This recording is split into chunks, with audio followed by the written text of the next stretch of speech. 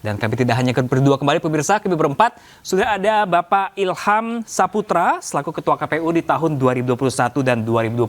Ya. Dan juga ada Pak Alphonse Tanujaya, pakar keamanan cyber. Selamat sore Bapak-Bapak. Selamat sore. Terima kasih sudah bergabung bersama kita. Saya ingin mungkin ke Pak Alphonse terlebih dahulu ya. Tadi menanggapi apa yang disampaikan oleh Pak Hasto mengenai kecurangan-kecurangan. Tapi sebelum itu, tadi katanya server dari KPU ini sempat down. Indikasinya apa nih menurut Anda? Apakah karena datanya berat atau bagaimana?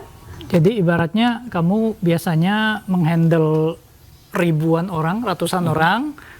Hari ini kamu menghandle 800.000 lebih TPS, ngirimin data, dan tiap TPS katakan mengirimkan 5 dokumen, masing-masing 1 mega, ya kira-kira 4 juta dokumen, masing-masing berukuran 1 mega menyerbu servernya Sirekap. Jadi wajar begitu ya? Ya, jadi harusnya diantisipasi. Harusnya ada antisipasinya. Nah, mungkin Oke, langsung Pak Ilham nih Saputra nih sudah berpengalaman dalam setahun dengan menjadi Ketua KPU. Ini pengalaman seperti server down ini memang seperti biasa wajar biasa terjadi ketika saat pencoblosan atau seperti apa? Ya, biasanya kan gini. Ini kan server ini kan juga menghandle beberapa sistem, tidak hanya Sirekap. Ya, dia ada sistem informasi pencalonan, ada sistem informasi data pemilih, dan juga banyak sistem informasi lain.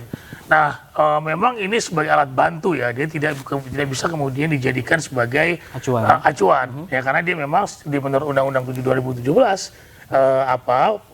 hasil resmi itu ditentukan via rekapitulasi berjenjang. Jadi si rekap ini hanya sebetulnya alat bantu untuk memastikan bahwa suara ini adalah bisa diakses oleh siapapun. Ya, per TPS bisa diakses oleh siapapun, dan juga itu menjadi hasil real yang kemudian mungkin nanti bisa dibandingkan dengan dengan quick count. Dan juga yang lainnya adalah agar kemudian suara itu tidak bisa dimanipulasi. Karena sudah ada foto langsung, karena si rekap ini model foto dia. Foto yang kemudian diupload ke server KPU yang kemudian nanti masyarakat atau publik bisa mengakses. Oke, itu teknologi terbaru tahun ini apa seperti apa? Sirekap itu sebetulnya di masa saya kami gunakan sebagai alat bantu di Pilkada 2020. Dan itu memang baik lah, artinya pembuktiannya adalah tidak ada formulir C1 penghitungan suara di TPS yang kemudian digandakan, dipalsukan dan sebagainya. Karena memang dia menggunakan foto dan saksi itu tidak perlu lagi kemudian menerima formulir C1 yang tulis gitu ya. Kalau pemilu tetap wajib. Nah, kemudian nanti mereka bisa pakai barcode. Cuma kendalanya adalah sinyal Indonesia ini nggak merata. Nah, karena di alat bantu, maka kami ketika Pilkada 2020 di beberapa wilayah di Indonesia Timur tidak kami gunakan. Oke, tadi kalau Pak Hasto Kristianto sempat menyebut adanya tindakan kecurangan. Nah, apakah di tahun ini kecurangan bisa diminimalisir atau seperti apa, Pak Ilham? Iya, memang ini agak saya ngelihat bahwa tahapan penyelenggara pemilu ini kali ini ada beberapa pertanyaan sebetulnya terkait dengan kinerja KPU yang kurang profesional, dibuktikan dengan adanya laporan DKPP, hasil putusan DKPP. Yang terakhir adalah masalah soal ketua KPU ditegur dengan keras kedua kali gitu ya, dan peringatan keras terakhir yang 2 kali juga. Nah, ini buat saya ini problem dari verifikasi partai politik, kemudian juga dari tentang ketua KPU berjalan bersama ketua partai lain dalam masa verifikasi, dan itu tidak boleh ya. Nah, ini yang kemudian menjadi seperti ada ketidakpercayaan publik kepada penyelenggara pemilu. Nah, soal kecurangan tentu Bawaslu harus bisa kemudian bekerja dengan lebih keras untuk kemudian membuktikan apakah betul itu kecurangan atau tidak. Oke, tetapi dari pengamatan Anda dibandingkan dengan apa yang sudah terjadi di masa Anda waktu itu begitu ya, seberapa efektif tadi teknologi yang Anda sampaikan itu akan memberikan hasil quick count? Saya kira gini, quick count ini kan dia dari luar ya, bukan dari penyelenggara pemilu gitu kan.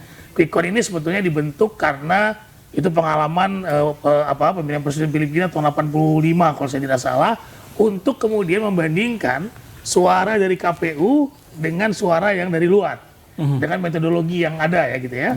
Nah, jadi KPU itu nanti tidak bisa kemudian berbohong, tidak bisa memasukkan memanipulasi suara dengan memenangkan salah satu pasangan calon tertentu. Ketika itu di Filipina ada Marcos ya ketika itu. Nah, sebenarnya fungsi quick count itu untuk penjagaan itu, untuk membandingkan agar kemudian dengan metodologi yang akurat, maka hasil KPU pun tidak jauh dari itu. Sebetulnya itu kan, ya, karena dia metodenya sampel.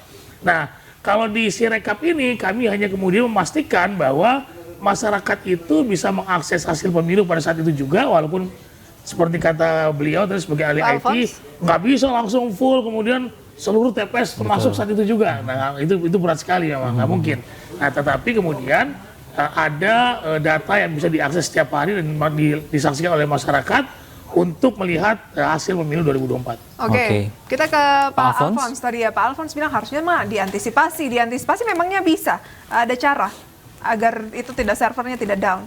Seperti war tiket saja. Jadi war tiket itu kan pada saat yang bersamaan semua orang berebut ingin mengakses satu situs ratusan ribu. Jadi memang ada teknologi untuk menghandle itu. Jadi dibuat antrian rapi, lalu sesudah yang lain selesai, yang mengantri sesuai dengan waktunya akan masuk. Ini memang butuh persiapan, tapi secara teknologi sangat memungkinkan dan teknologi tersedia dengan mudah dan tidak terlalu mahal. Oke, kalau Pak Alphonse lihat, kalau sejauh ini pengamanan dari pemilu kita sejauh hari siang dari pagi hingga siang hari seperti apa kalau Pak Alphonse melihatnya? Kalau kita lihat secara umum dari awal memang kan ada kebocoran data pemilih yang di tahun 2023 akhir, ya kan. Kemudian untuk Sirekap ini disinyalir masih belum siap 100%, ya kan. Tetapi kita harapkan ini tidak menjadi satu hal yang negatif lah. Kalau saya lihat Sirekap ini merupakan secara tidak langsung ada satu kemajuan yang cukup baik lah. Ada tanggapan positif dari KPU, jadi nggak pakai situng yang jadul banget kan, itu butuh waktu 30 hari lebih baru dapat hasil yang ini, yang real. yang realnya, yang secara resmi. fisik. Secara undang-undang memang begitu. Tetapi dengan ada Sirekap ini harapannya sih bisa lebih cepat. Mungkin semoga 1 minggu 2 minggu bisa lebih cepat. Jadi ini merupakan satu kemajuan yang patut diapresiasi, dan saya harapkan KPU juga bisa memanfaatkan ini. Sebenarnya data Sirekap ini 4 juta lebih dokumen ini dilakukan dengan OCR, Optical Character Recognition. Ini sekarang merupakan harta benda yang berharga untuk training AI. Jadi nanti sebenarnya kalau KPU cukup jeli, semua OCR ini kan sesudah difoto, di scan, keluar hasilnya, kan ada errornya, ada kesalahannya, itu diperbaiki secara otomatis. Nah itu bisa menjadi satu engine AI yang kemudian 5 tahun lagi dipakai, udah pinter banget, jadi kesalahan-kesalahan itu sudah nggak ada. Oke, Pak Alphonse, apakah ada kemungkinan serangan cyber terjadi di tengah masa rekapitulasi ini, mengingat beberapa waktu yang lalu cyber juga sempat membobol begitu ya situs kementerian bahkan KPU waktu itu ya, seperti apa? Dari sisi upload datanya, kalau saya lihat itu di jaringan tertutup, jadi hanya APK khusus yang dimiliki oleh petugas KPPS, mereka yang foto dan mengupload, dan itu tidak bisa diakses oleh umum. Dari sisi hubungan ke servernya relatif aman. Lalu dari server melakukan reporting, menampilkan data itu juga secara internal, dan malah kemarin kan ada keluhan bahwa itu nggak bisa diubah. Kalau misalnya OCR-nya salah nggak bisa diubah, itu justru malah satu pengamanan gitu loh. Dan karena nanti kan akan di cross check lagi. Dari sisi itu sih relatif aman.